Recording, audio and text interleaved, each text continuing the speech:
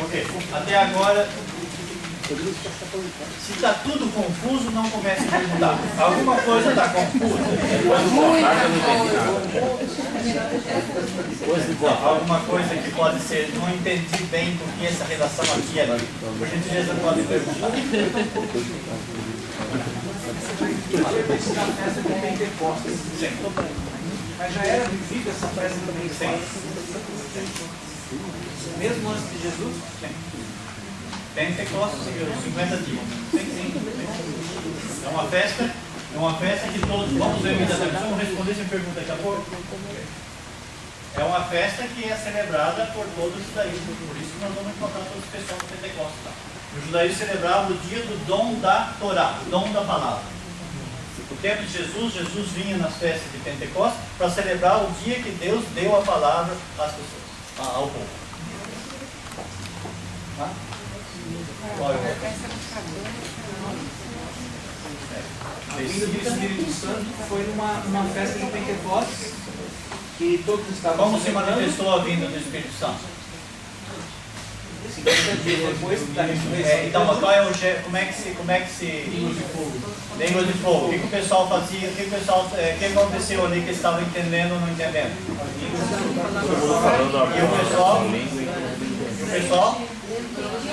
o pessoal estava entendendo ou não estava entendendo? Estava. Ok, então essa é a ideia da celebração, justamente a celebração do dom da palavra de Deus. É isso que se celebrava, o dom da palavra de Deus. O dia que a palavra de Deus era revelada e as pessoas entendiam a palavra que era revelada. Essa é a celebração normal. Mas todas as festas de Pentecostes eram celebradas assim ou só depois da Não, vinda de Jesus? antes da vinda de Jesus era celebrada assim. Depois nós vamos ver agora imediatamente. Então guarda a data de justo, tá bom? Não, tá certo, a sua pergunta é justa. Já vamos trabalhar o texto. Outra questão que deve ser, talvez, não me responsabilidade responder, mas pelo menos coloquem essa questão se houver. Alguma coisa não está claro, tudo não está muito claro. Se tudo não está claro, por favor, não perguntem. Ok, desculpa, vamos lá. Então já volto para a questão do Pentecostes. É o término, ok? Então nós temos uma sequência, então comigo então na página 3, por favor, página 3. Pêssach, Páscoa, o que celebramos na Páscoa. Então acontece entre o dia 14 e 15 do mês de Nissan, e nós temos aí dura 7 dias. O que é interessante é isso aí. Páscoa ocorre na primavera, aí para quem está em Israel, ok? Primavera. Com a primeira ceifa do ano, tempo de novidade, de começo, visto pela tradição como o tempo do noivado de Deus com o seu povo. Tempo da história da salvação. Essa é a ideia que se celebrava então no período de Jesus. Então, tempo, mas aí que volta a ideia. É importante ter presente que é um ciclo agrícola. E que já antes do povo de Israel se celebrava isso. Agora vai ser introduzido elementos novos, teologizando os elementos. Isto é, colocando Deus, espiritualizando as celebrações comuns da época. Porque todo mundo era o período da colheita. Okay? O período da colheita. Agora, o dado é interessante. Tem um aspecto agrícola, celebração da primeira colheita do ano. Tem a cevada. Okay? A oferta, veja aí, era feita com farinha pura sem fermento, já era costume, bem? Essa é a origem dos asmos, em hebraico matzot. Este rito foi adaptado por Israel e referido a sair do Egito, sair das pressas. Esse é um dado. O aspecto pastoral, então, vocês têm aí.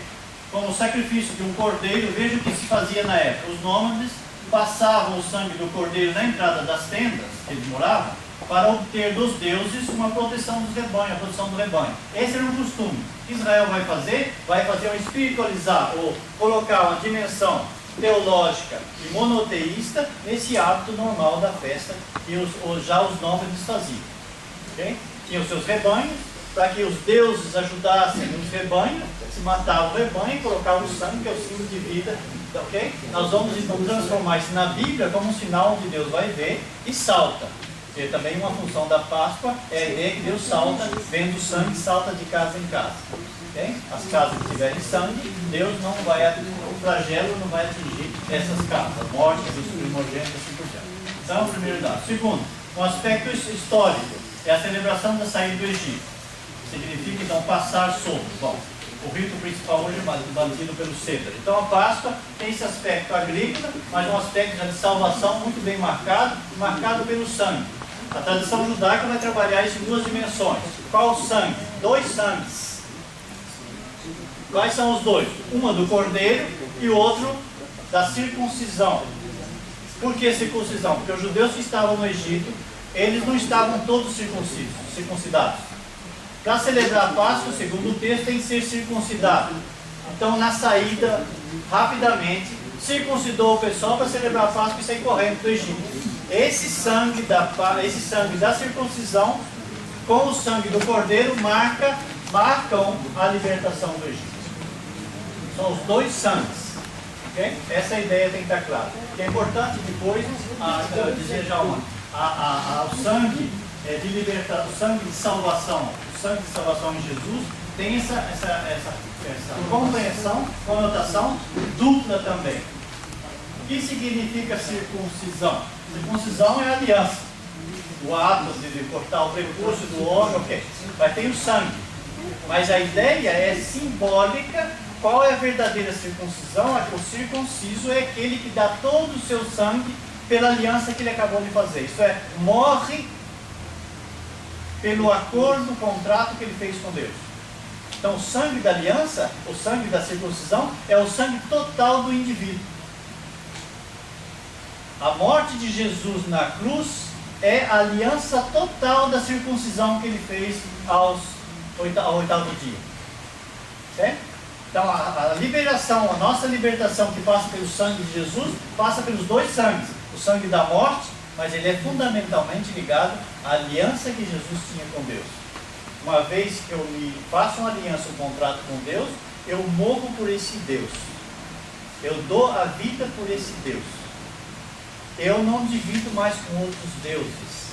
E em nome com essa convicção, Jesus morreu. Ele tinha a opção de não morrer segundo os dados, não, ok? Mas essa questão ele não colocou. Eu tenho uma aliança com Deus. E essa aliança me faz doar todo o sangue. A mesma ideia então primeiro do sangue da aliança da saída do Egito, que é também a aliança do povo que fez na última hora, e o cordeiro é agora a aliança, o sangue da circuncisão de Jesus e a morte como cordeiro. Morte como cordeiro, sacrificado. Okay? Esses elementos são importantes. A Páscoa nossa tem essa riqueza da tradição judaica aí dentro. Não é o sangue que saiu só da cruz, não. Esse sangue que saiu da cruz só saiu da cruz porque teve um sangue da aliança pelo qual ele morre agora. Ele completa a sua aliança agora. Está claro?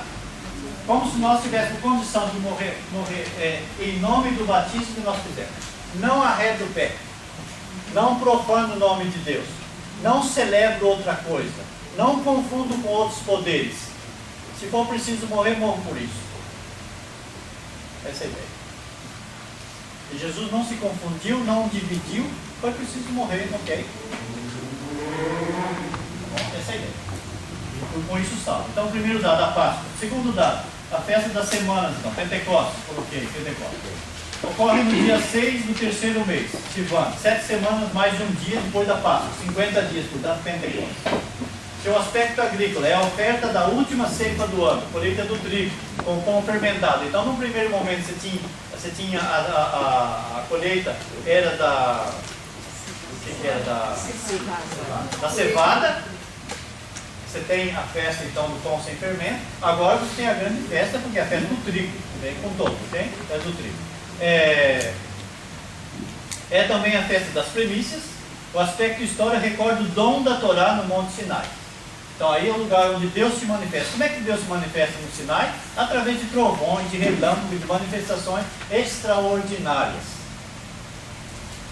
Quando lê como é que Deus se manifestou, a palavra de Deus saía como línguas de fogo e cravavam na pedra. Assim que Deus se manifestou no Sinai. Assim como a línguas de fogo do Pentecostes. Justamente a mesma língua de fogo. É a mesma. Não são outras. São as mesmas.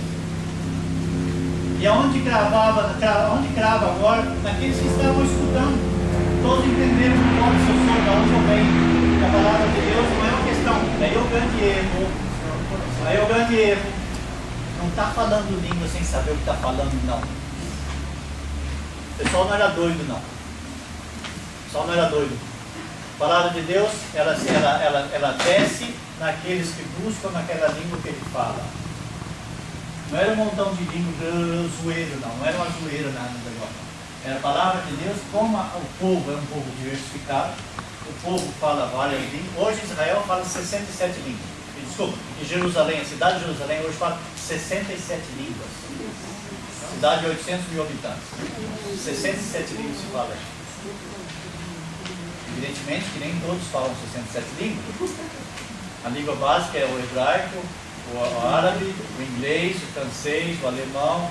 Essas línguas são as mais comuns faladas aí, ok? Mas a cultura de 67 povos fala aí.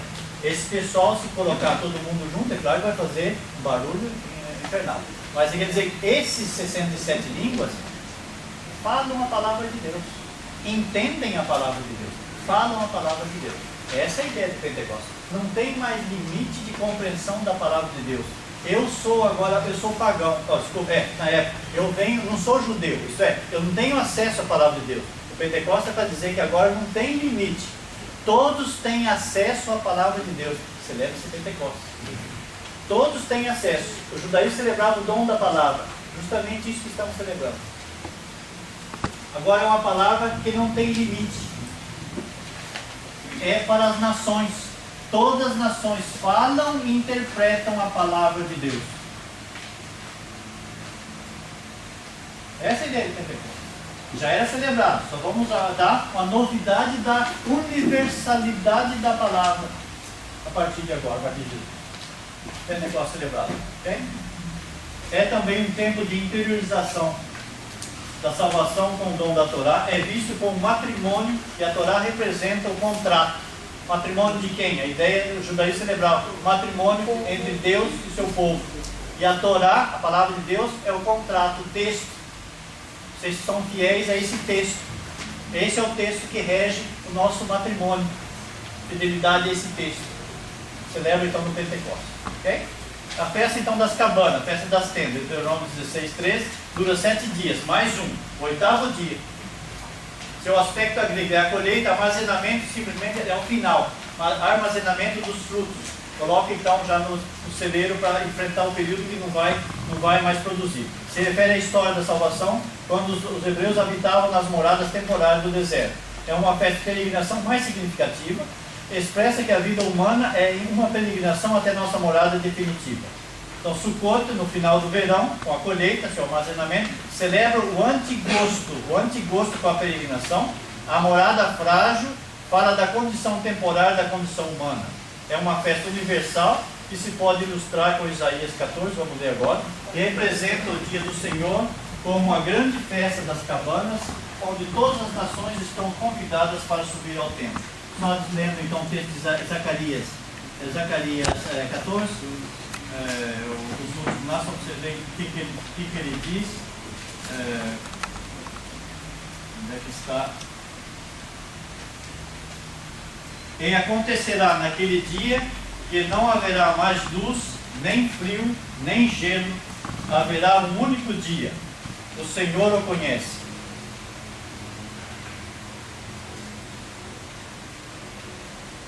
Sem dia, sem noite, mas à tarde haverá luz. Esse é o dia final, onde o Senhor será o único para todos.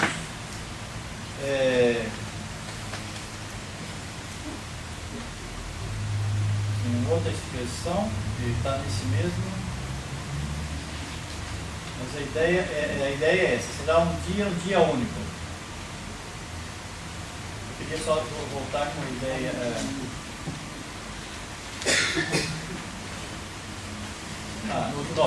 Então o Senhor será rei sobre todo o país. Naquele dia o Senhor será o único. Esse é o nome, o único. Esse é o dia. Então, o dia primeiro, o dia do domingo, é esse dia. O dia único, onde Deus é o único. Okay?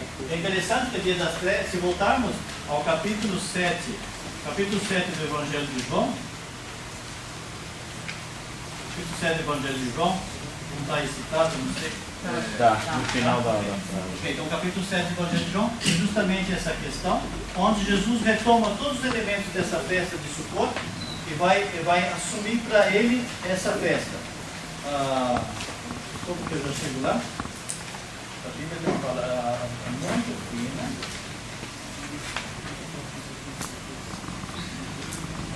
Aproximava-se a festa judaica das tendas, capítulo 7. Disseram-lhe então entre seus discípulos: parte daqui e vai para a Judeia, para que teus discípulos também vejam as obras que faz. Jesus não quis ir. Depois, quando a festa começou, ele chegou lá. Okay? Ele vai dizer...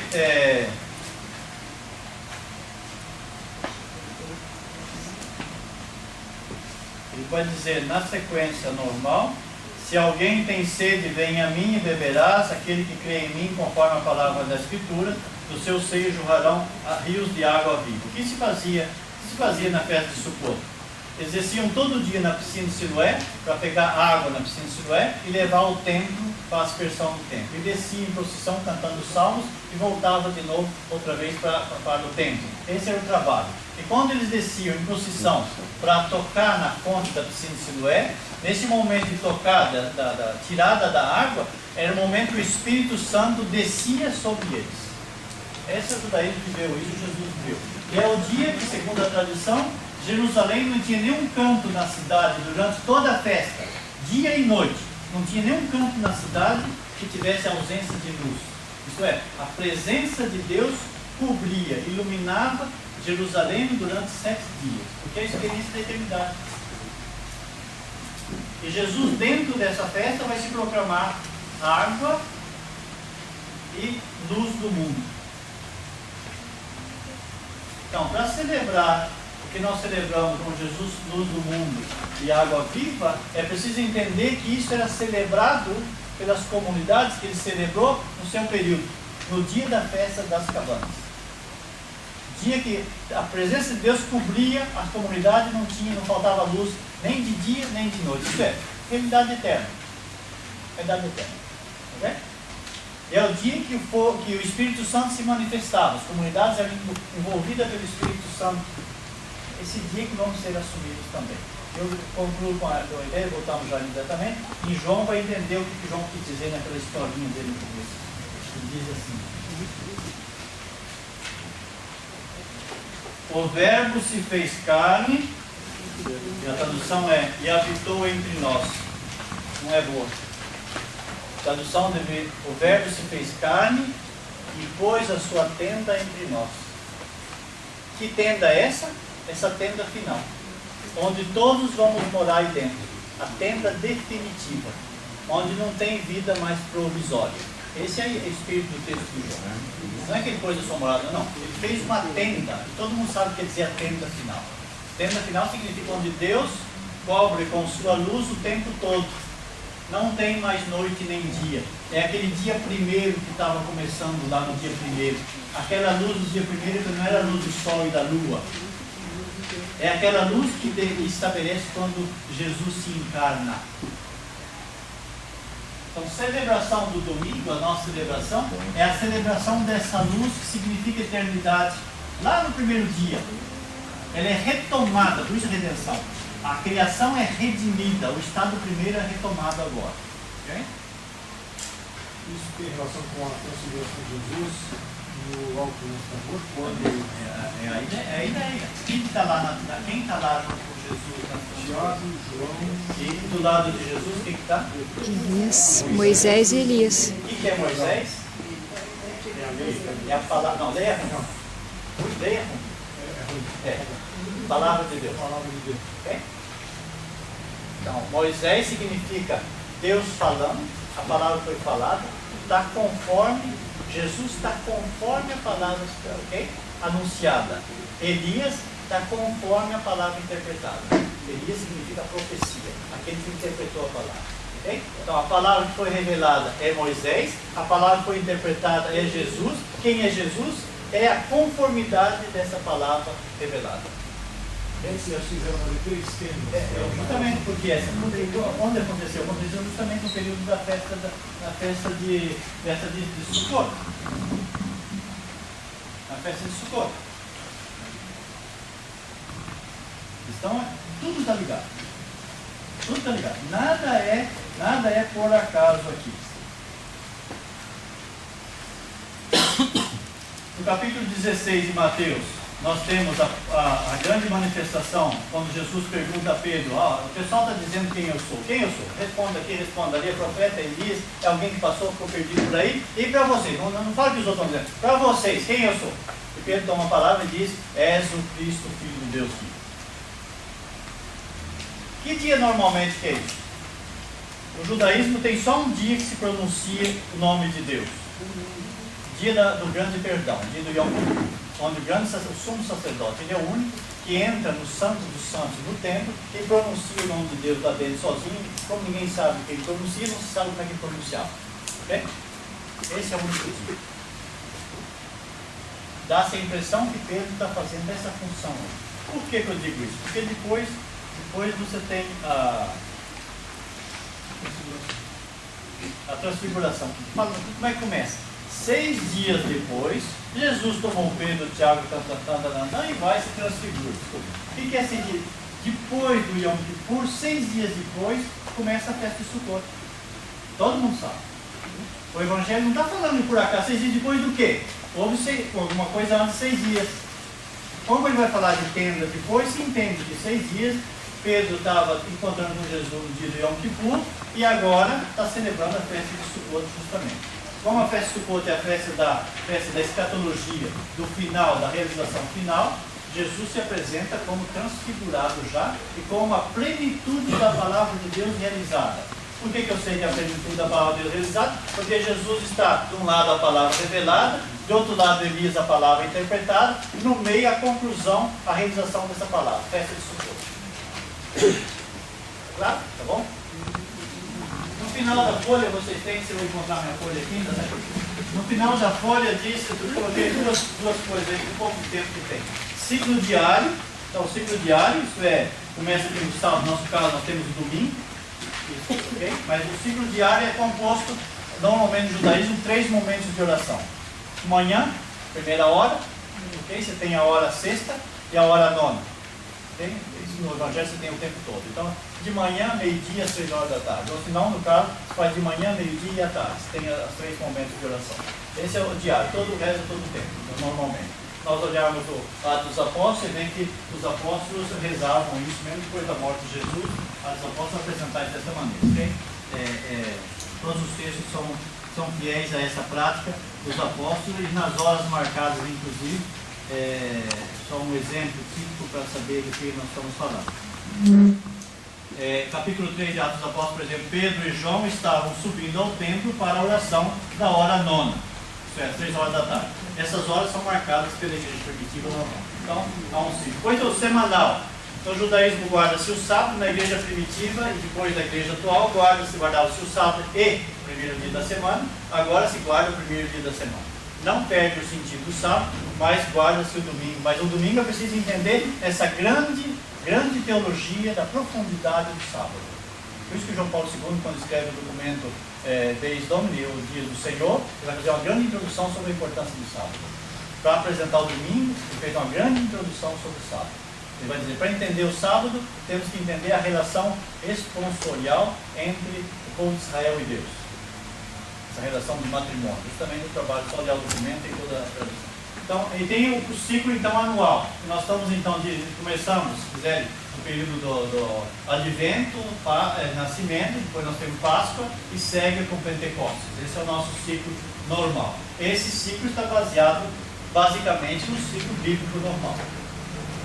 Porque nós celebramos hoje o 25 de dezembro, é uma história mais antiga, mas ela não é do período dos primeiros séculos. O primeiro Natal, dia 25 de dezembro, celebrado foi em 387, isso é, final do quarto século. Até então não se celebrava Natal no 25 de dezembro. Como os pagãos celebravam no 25 de dezembro a festa de Vitas, então quando o mundo bizantino se tornou pagão, se tornou cristão, se assumiu uma festa pagã, colocando para tirar da cabeça do pessoal a prática do 25 de dezembro. Mas nós celebrávamos o nascimento de Jesus, nós celebrávamos a Epifania, mas não um dia, porque os deuses tinham um dia de nascimento, nosso Deus não podia marcar um dia de nascimento, mas depois foi necessário fixar isso, ok? Isso é a tradição. Então, domingo, 25 de dezembro é uma coisa mais tardia. Os armênios, a igreja armênia, como não passou pelos concílios da igreja que nós temos, Eles não celebram até hoje o Natal. Não tem 25 de dezembro. Okay? Ela vai dizer que é uma coisa mais tardia. Mas o Advento, sim, todo período é celebrado. A Vitória também foi sempre celebrado. Então, é uma coisa anual. Isso ao Atos dos Apóstolos, para mostrar as citações que estão aí, que o pessoal seguia o templo. Várias citações. Eu volto então ao Pentecostes, que nós falamos agora há pouco, a ideia do Pentecostes. Capítulo 4 dos Apóstolos, vamos terminar por aí. Quem está muito cansado, mais já respira fundo, que daqui a pouquinho nós vamos. Mas podem sair para descansar também, não se sintam mal, não sentados aqui não, ok? Fica à vontade. Pentecostes, capítulo 2 de Atos dos Apóstolos. Tendo que se completado o dia de Pentecostes, estavam todos reunidos no mesmo lugar. Então lembrem como é que foi a manifestação no Sinai. Todos estavam reunidos no Sinai. Todos estavam reunidos no Sinai, ok? De repente veio do céu um ruído como o agitar-se de um vendaval impetuoso, que encheu toda a casa onde se encontrava. Apareceram-lhes então línguas como de fogo, que se repartiam e pousaram sobre cada um deles. E todos ficaram repletos do Espírito Santo e começaram a falar em outras línguas, conforme o Espírito lhes concedia se exprimirem. Achavam-se aí então em Jerusalém, então podemos dizer que é uma festa normal judaica. Judeus piedosos, vindos de todas as nações debaixo do céu. Tinha gente então da Galileu, tinha gente de Medos, Partos, Medos, Elamitas, habitantes da Mesopotâmia, da Judeia, da Capadócia, do Ponto, da Ásia, da Frígia, da Panfilha, do Egito, das regiões da Líbia, da próxima de Cirene. Todo o judaísmo estava aí na festa. Então, a festa de Pentecostes celebrada é uma festa normal, que nós estamos falando de Sukkot, festa da semana. Estavam todos aí. O que estavam celebrando? O dom da Torá, o dom da palavra de Deus. Todos estavam aí para celebrar o dom da palavra de Deus. Como agora nós vamos anunciar que o Messias veio, o Messias agora se abriu para as nações, o particular abriu-se para o universal, nós temos então agora essa particularidade, que é a particularidade do Sinai. O Sinai agora abre para as nações. Todas essas nações agora vão receber a palavra de Deus, que era celebrada justamente nesse dia. Dá para entender então a festa de Pentecostes?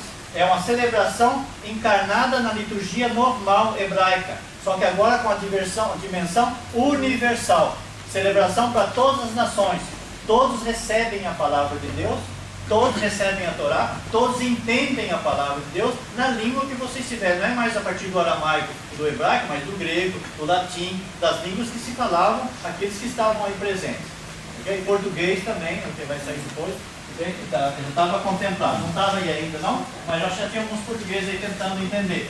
Para dizer que há uma dimensão universal, mas o contexto é o contexto do Pentecostes, do capítulo 23 do Levítico que nós estávamos celebrando, que ela assume uma ideia do dom da Torá, ok? Essa é a ideia que está por trás. O que ficou da sua pergunta? Está claro? Está bom? Ok. Aí terminando então, o que se faz na celebração? Então, o que é o domingo? O que nasceu o domingo? O domingo, se nós vermos o texto, não temos tempo, mas vocês têm o texto na cabeça. No momento de ser entregue, Jesus fez a festa do Seder, celebrando a festa pascal, reúne-se com seus apóstolos, senta-se na mesa, abençoa o pão, parte o pão, abençoa o vinho, parte o vinho. Uma refeição normal. Uma refeição judaica normal. Senta-se na mesa, o chefe da família, o chefe da mesa, pega o pão, faz a bênção, bendito seja o Senhor Deus do Universo, que criasse esse pão, fruto da terra e do trabalho do homem, faz do vinho mesmo a oração e divide cada um para os apóstolos, aqueles que estão junto com ele na mesa. Essa é a celebração que Jesus faz. Jesus morre.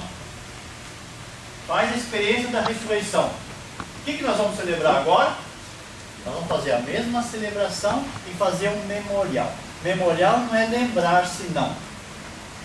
A missa é um memorial, não é lembrar-se, não. Memorial é retornar a coisa presente. Reviver. Reviver. O que é que se faz? Retoma os ensinamentos do mestre, agora num debate junto. O que ele falou? O que deveria fazer? O que nós não estamos fazendo? Segundo a ideia dele, o que seria isso? O mestre acaba voltando, através desse exercício da comunidade, nessa celebração. Como é que a gente marca isso? Fazendo agora uma refeição em conjunto. Esse é o primeiro momento. Então, o primeiro momento da nossa missa é trazer Jesus dentro do contexto da comunidade, com sua palavra, seus ensinamentos, e marcado por um memorial alimentação. O Depois a gente parte o pão, bebe o vinho, que eram elementos fundamentais de toda a celebração, toda a mesa se reúne. E a questão da presença de Então, justamente, ela vai assumir mais tarde, não no momento primeiro. Não na primeira comunidade, nos primeiros dias. Ela vai se fazer progressivamente. Ela vai se tornar sacramento progressivamente. Por isso que no primeiro momento, esse ato era um ato sacramental. A comunidade era o ato sacramental. A presença se fazia nesse ato estar junto e memorizar, trazer o presente nessa convivência toda da palavra. Depois nós vamos reduzindo isso. Tira o espaço da celebração, tira o momento convivial do comer juntos, e nós vamos reduzindo isso e vamos espiritualizando mais isso. E vai diminuindo até que chegarmos até uma hóstia. Mas no primeiro princípio era um debate, um estudo junto, um memorizar o ensinamento do mestre junto e comermos juntos em memória disso que nós estamos fazendo. Esse ato era sacramental. Esse ato inteiro era sacramental. Desde o começo até o final. Tudo isso era sacramento. Depois nós vamos transformar isso em um momento específico, que é o momento da consagração. Isso se torna agora pequeno, diria pequeno no sentido de físico, ok? Mas ele quer expressar a mesma ideia do princípio. Mas no princípio, portanto, as pessoas levavam o pão que tinha se comido junto, levavam para casa para distribuir para aqueles que não vieram. Porque isso simbolizava, marcava essa presença junto à comunidade. Mas no primeiro momento litúrgico, era sentar-se junto e repetir isso. Sentou na mesa, abençoou o pão, partiu o pão, rendeu graças a Deus pelo pão, pegou o vinho, versou o vinho, rendeu graças pelo vinho e distribuiu. Fazendo essa memória, esses dois elementos concretos assumem a presença de Deus. Assumem a presença de Deus. Todo mundo sabe que nós não comemos carne de Jesus, né? Todo mundo sabe que não comemos carne de Jesus físico. O pão representa a carne de Jesus. Todo mundo sabe que não é o sangue de Jesus, mesmo que ele não teria tanto. O vinho representa, ok? Então esses elementos é importante fazer esse salto aí. Não sermos literalistas. Isso é, como estava, ok? Jesus, quando cortou o pão e disse, fazer isso é meu corpo, ele não está dando, o corpo. Temos que entrar numa linguagem teológica, uma linguagem de fé. Não é uma linguagem de matéria. Estamos falando de outra eleição. A criançada já não entende isso, mas os adultos menos ainda. Que Jesus tenha cortado o pão e dizer, isso aqui é minha carne, comer isso em minha memória, o pessoal pega a carne de Jesus e come. Claro que não aconteceu esse gesto cruel, todo mundo sabe, mas o pão tem a função de representar Deus. Se Jesus é Deus presente, o pão agora assume o lugar de Deus. Nós estamos justamente comendo. Justamente. Correto. Mas isso, eu só estou tirando o aspecto cruel da carne. Ok? Mas às vezes não é claro para nós. Claro. Mas como Deus fazia presente? Deus fazia de várias maneiras. Ok? Várias maneiras. A ideia de que o fogo se manifesta, Deus não tem dificuldade de reconhecer a presença de Deus. Deus se faz. Sobretudo uma comunidade que está reunida e trabalhando o seu nome. Nós vimos um texto hoje de quem foi lá, os mestres estavam um dia discutindo numa festa, e saíram de um lado de um quarto e começaram a ler a palavra de Deus, e trabalhando a palavra de Deus, um fogo desceu dos céus e o dono da casa veio correndo e disse, mestre, estão queimando a minha casa? Falou, não, estamos discutindo a palavra de Deus, e Deus se manifestou na discussão da palavra. Quer dizer, onde está Deus? Nesse encontro em torno da palavra. O discípulo de Maús, ele não viu que nosso coração não estava ardendo quando ele estava explicando a Escritura? Isso é, Deus estava entrando lá em forma de arder, isso é, em forma de fogo. É claro que não estava queimando a pele do pessoal e depois teria que ter um curativo. Então, são então elementos importantes quando trabalhamos a simbologia. A simbologia tem um sentido concreto, absolutamente concreto, mas ele não é literal.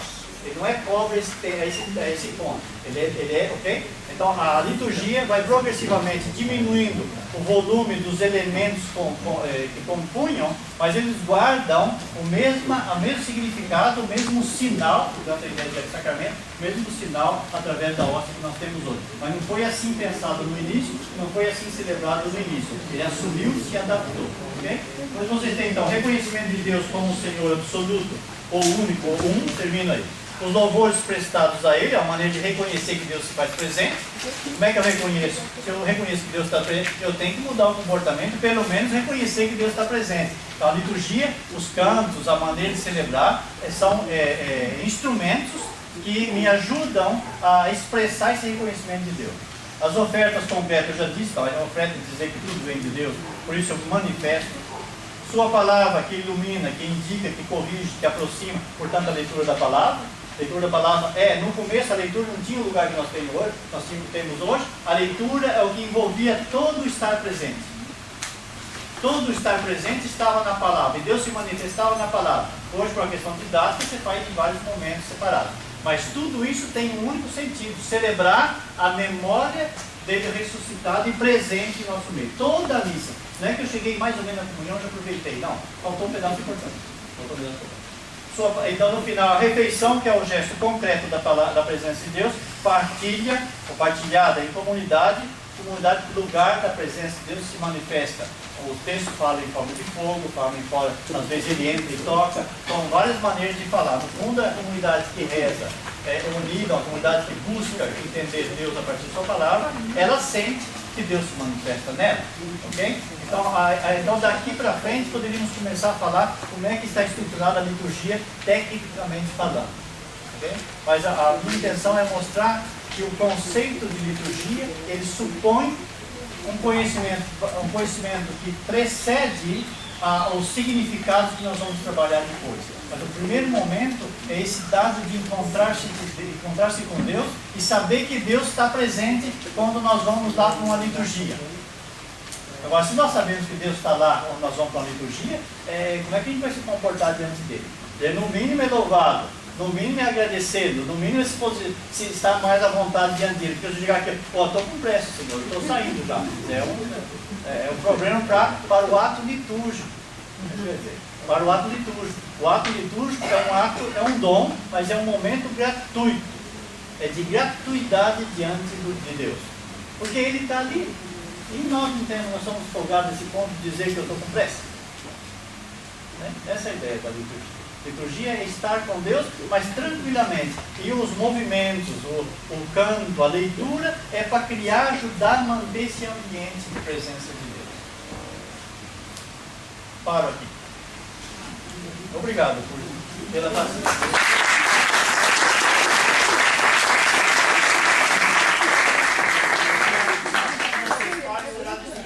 Pela coordenação aí distribuído uma pequena lembrança. Você tem aqui no presente dois símbolos que é marcado aqui. Uma pela menorá.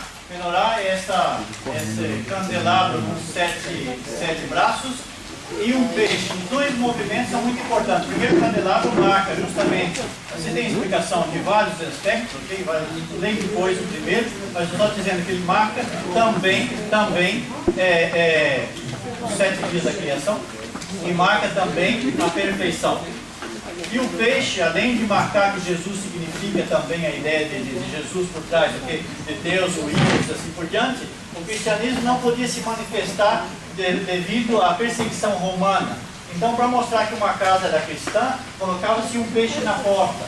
Não para dizer que Jesus significava o peixe imediatamente, estava em algum lugar. E aqueles que passavam sabiam identificar que tinha uma casa de cristão. O que está por trás? Por trás estava a baleia de Jonas. O que significa a baleia de Jonas? Ele passou dentro, depois foi lançado fora. Passou por um processo de morte e saiu. Então todos que viam o peixe sabiam que estamos celebrando o ressuscitado também. Então são dois gestos muito importantes. A perfeição, que é celebrado no templo, no período do templo, normal, os 7 dias, além da ideia que está aqui expressa, ok? Por segundo tempo, depois termina o segundo tempo, vai para Roma. E aqui você tem alguma explicação também sobre o peixe. Por favor, essa ideia. Obrigado pela coordenação, uma ideia muito feliz de colocar assim essa questão. Obrigado.